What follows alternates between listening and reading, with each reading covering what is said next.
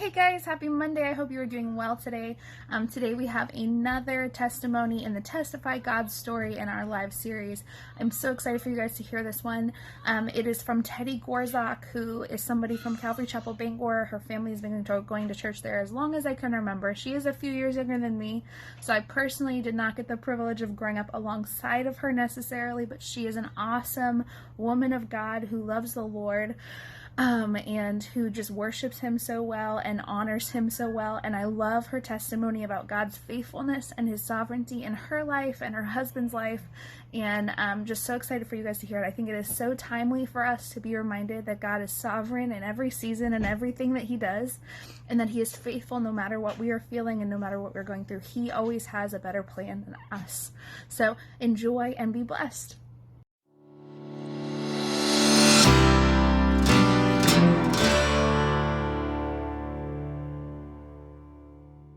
Hey guys, my name's Teddi. I go to Calvary Chapel, Bangor in Maine, and Megan asked me to share my testimony with all of you guys as part of this Testify series that you're doing. So when she asked me to give my testimony, I spent some time praying about what the Lord wanted me to speak to you all about and what he wanted to come through overall. And the two things that I got back as answers were his faithfulness and his sovereignty, which is really everyone's testimony, the faithfulness of God. But my prayer through all this is that his faithfulness shines through this jumbled mess of what I'm about to share with all of you. And I'm also praying that it's a little bit organized because I tend to get squirrely. So I'm sorry in advance if it's not super organized. But I grew up in a Christian home.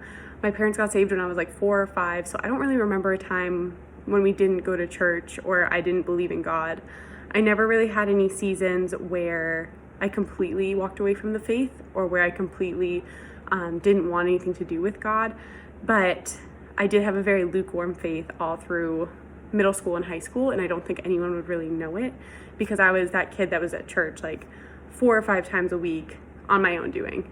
But, you know, I can go to church as much as I want. I can talk about God as much as I want. But if I don't speak with God and read his word and pray and build that relationship, it means nothing. And that's really the point I found myself in high school was I knew all about God. I loved telling people about God and witnessing to people when really I didn't actually have a deep relationship with him. So I struggled a lot with my identity through high school, just knowing where my self-worth came from. I could tell you book knowledge where it came from. I knew that Jesus died on the cross for me.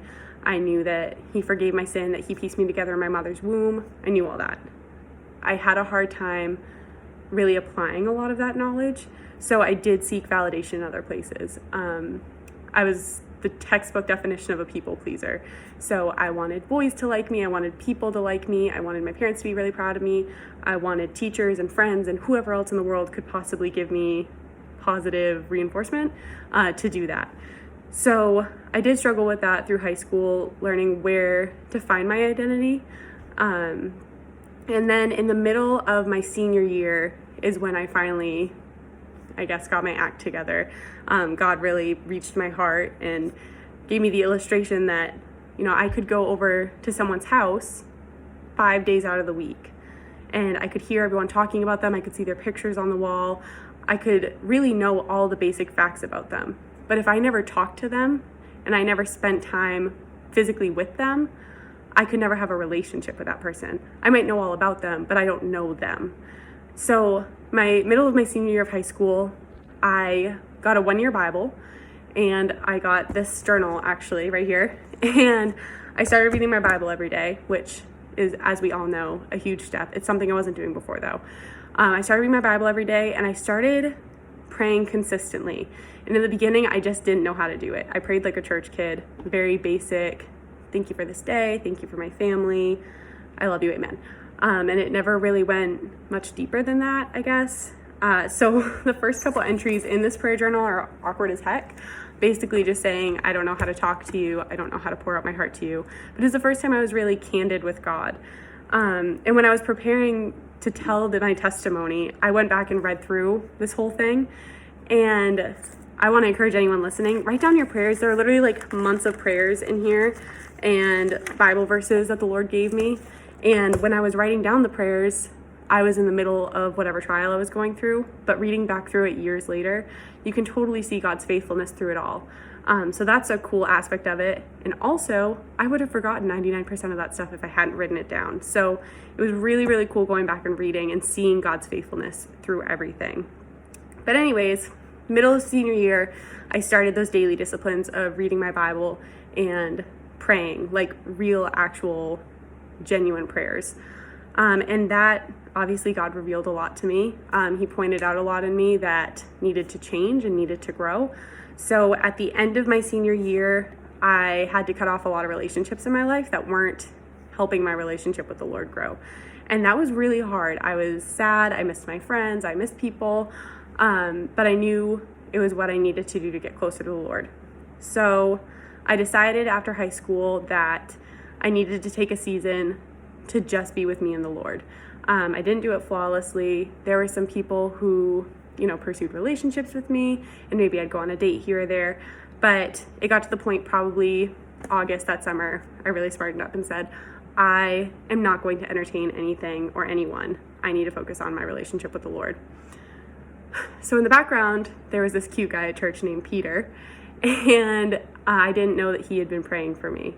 I knew Peter. His family had always been around. He had always been around. He was 3 or 4 years older than me, which in high school is a pretty big age difference. So we never really talked, but his dad was my Sunday school teacher. We knew of each other. At the time, I was attending a young adults Bible study at church, and I led worship at that, and he just put the words on the screen for me and set up my microphone and stuff. So we didn't talk much, but we knew each other. And God really blinded us to each other. We didn't pay attention to each other, didn't really notice each other until it was his time.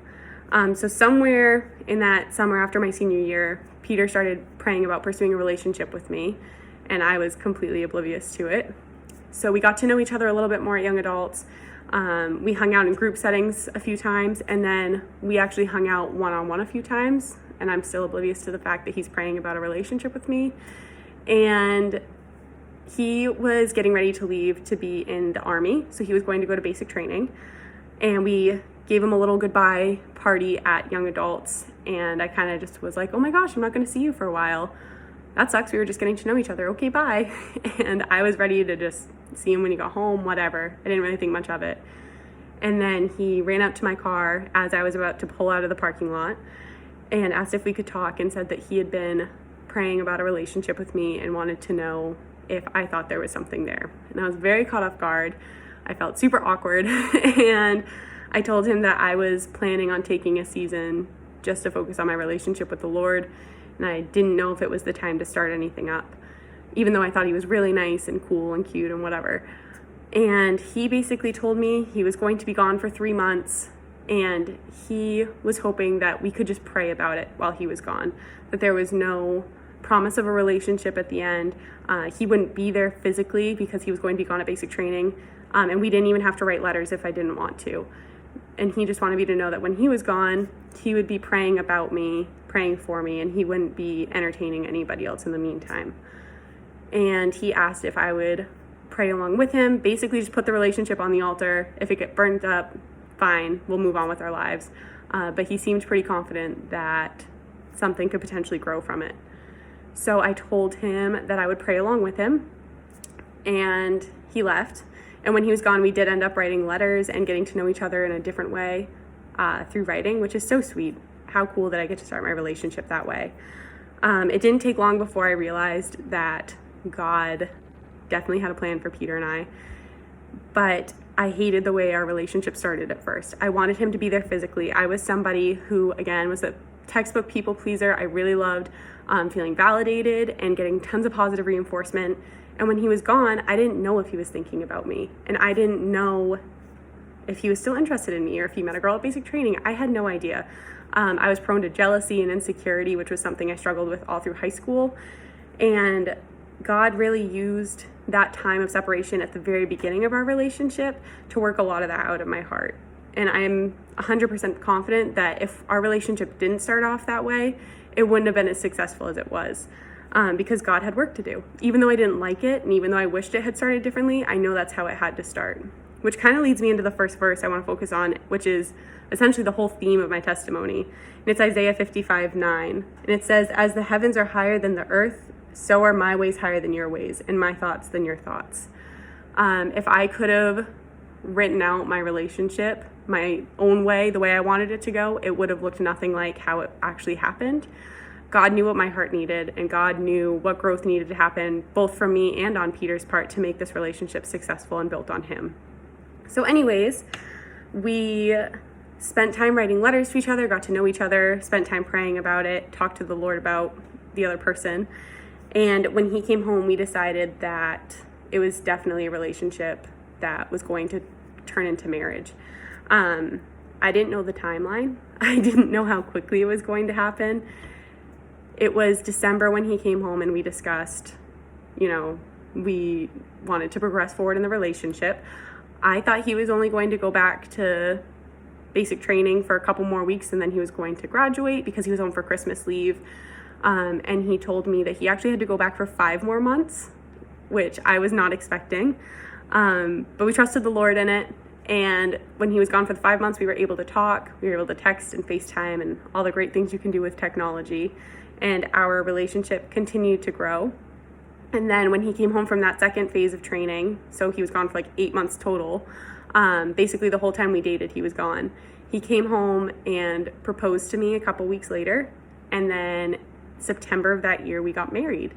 So pretty fast timeline. It's ironic because I graduated with a homeschool group here in Maine, and they had us all pick a Bible verse, and mine was out of Proverbs, and it's, we can make our plans, but the Lord directs our steps. And I don't even know why I picked that verse because I had no life plans. I had no idea what I was doing with my life after high school. I think I just thought it sounded good for graduation, but I did hold on to that verse as I went through my relationship with Peter because I would make a plan in my head, he's going to come home, we're going to be together, it's going to be great. And then something completely else or different would happen. But again, his ways are so much higher than my ways, and I'm thankful for the way that our relationship unfolded. I definitely was not planning on getting married at 19. I definitely was not planning on becoming a military spouse. None of that. I didn't have a plan for my life, but I wasn't planning on doing any of that stuff. But it's what God had for me. So we're excited, we're young, we're in love, we're getting married, we're planning this wedding with a 3-month time span. We didn't really have a reason to rush. We were just excited to start our lives together. And about a month before the wedding, he found out that he was going to get deployed for a year to Afghanistan that following April. So it would have been 6 months after we were getting married. And I was so sad. I was so sad. I knew we were following the Lord in getting married, and I knew we were on his time frame. We had complete peace about that. I just didn't understand the timing. I didn't understand why I was being set up to be apart from my spouse so quickly. Again, God's ways are so much higher than my ways, because as we integrated into married life, I struggled at first. I'd never lived with someone, and there were things you had to adjust to living with another person. And I would start to get irritated or frustrated over something small. And in the back of my mind, I would have to remind myself, he's going to be gone soon. You can't get frustrated over that. And God really did use that expectation of separation to give me a clearer perspective on what things mattered and what things didn't matter and what things I shouldn't have gotten upset about. So anyways, we made it through our first 6 months of marriage, and it was great, having an awesome time. And then he deployed. And when he deployed, I was shattered. I missed him so much. I'm young, I'm 19, I'm newly married. I'm struggling with all these thoughts of I'm going to be alone on my first anniversary, our first Christmas. Well, we went through a Christmas together, but I'll spend Christmas alone. The big one, I wasn't ready to be a widow at 19 or 20, as morbid as that is. I was just struggling with all these thoughts. But I wanted to be that strong army wife. Like, I wanted to look like I had all my crap together. And I wanted him to feel good about the fact that I was at home killing it and I was fine. But I wasn't. But I tried to make it seem like I was. So I depended on my own strength. And I'm sure you all know how that ended. It ended very quickly because I don't have a lot of my own strength to draw on. And I experienced depression for the first time. I was I was just sad. I didn't want to do anything. I didn't want to go anywhere. I didn't want to go to church. I didn't want to read my Bible. I just wanted to sit there in my sadness, and I didn't have much motivation to do anything else. I still wanted to seem like I had everything together and I was fine. I remember in the beginning, Peter would call me and we would talk on the phone at night, and I would be laughing and joking around with him. So he thought everything was fine, but I'd be sitting there with tears just flooding down my face. I was so broken at the time. But God used that time to grow me. He really did. He showed me how quickly I hit that low point. First of all, my strength did not last me more than a week. I was able to fake it for a week successfully before I hit that really low point. And God used that to show me that I need to depend on him. I need to make him my rock and my refuge and my strength. And it was a great perspective for me, because once I started getting back into my daily disciplines, going back to reading my Bible regularly, going back to praying regularly, not that I was happy all the time. I still missed my husband. I still wished he was home, but I had the joy of the Lord, and I had the peace that he gives, that peace that passes all understanding. So Isaiah 40:29-31 says, he gives strength to the weary and increases the power of the weak. Even youths grow tired and weary, and young men stumble and fall. But those who hope in the Lord will renew their strength. They will soar on wings like eagles. They will run and not grow weary. They will walk and not be faint. So again, just to draw on that, he did give me the strength to get through the deployment. For the most part, I had a lot of peace about it. I didn't spend a lot of time worrying past that first initial couple of weeks where I was drawing on my own strength. His ways really were higher than mine and are higher than mine. And I want to encourage you guys with Romans 5:3-4, which says, not only so, but we also glory in our sufferings, because we know that suffering produces perseverance, perseverance character, and character hope. So everything that I've been through with my relationship with Peter, and otherwise in life, it's all contributed towards growth. God uses it all to make us into who we're supposed to be. He uses it all to show his faithfulness in our lives and to show his strength and power in our lives and his sovereignty. We have to go through those seasons of lows to see him for all he is. And you've all heard the no pain, no gain expression, usually for working out, but it applies spiritually too. You have to go through those painful seasons to grow your faith deeper. And I'm still growing. Right now, my husband's gone, and this is actually the first time we haven't been able to talk since he went to basic training that 4 years ago. And I was struggling. Monday night, 6 days ago, you could find me on my closet floor crying because I was so sad not being able to talk to my husband. And I was dealing with insecurity again, that kind of crept in. And I realized it's been a long time since I've really cried out to the Lord and just poured my heart out to him. God gave me such an incredible husband. He is amazing. He's kind. He loves the Lord. He's strong. Literally I don't know how he got stuck with me, but I'm so thankful he did. He's amazing. Because he's so great and because he loves the Lord, I lean on him a lot of the time still when I should be leaning on the Lord. And so God set me up in a military relationship. I'm convinced of this because he knew I needed the reminder that every so often when my husband left, I would be reminded that I wasn't leaning on the Lord and I was leaning on Peter too much. So right now, it's a growth season. It's a season of remembering that I'm supposed to be leaning on God and not on anyone else, and remembering where my strength comes from and how great my God is. So that's kind of my testimony. That's where I'm at right now. Obviously, it's not a closed book. Still lots of growth to happen. I hope that out of all this jumbled mess of whatever I just said, something came through. Not something. I hope that God's faithfulness came through and that his sovereignty came through. I'm praying for everyone who watches this video, especially all you young adults. I know how hard that age is, and I know that all this pandemic madness definitely doesn't make anything easier. So I'm praying that you have peace and that you know how much God loves you during this time. God bless.